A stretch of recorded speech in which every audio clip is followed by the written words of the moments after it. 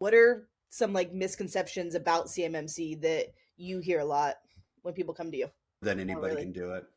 Oh, I assumed the opposite.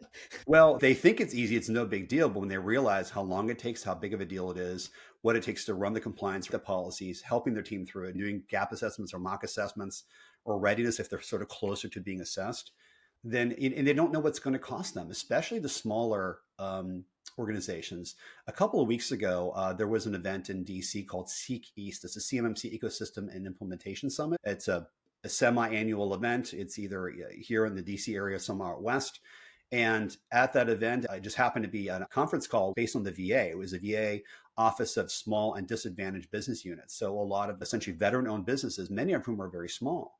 And it was a webinar style. So it was a Q&A coming in. A lot of them were like, why do I have to pay all this money? They're the first time they've heard about CMMC. At the end of the day, the gentleman that was working with me is actually the government contract attorney. So he's talking about the legal side of it.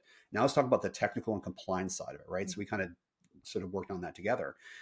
And overwhelmingly, people are like, that is a lot of money. How's the DoD going to pay for this? I'm like, the DoD is not paying for this. Yeah. You are paying for this. And that's a requirement for you to work with the DoD. And I try to deliver that in the best way possible without sounding like a jerk. You know what I mean? Yeah. But in the end, those are the requirements that it takes. That's what it takes to now play in that space. And some people kind of made a comment like, well, it sounds like pay to play. Not really.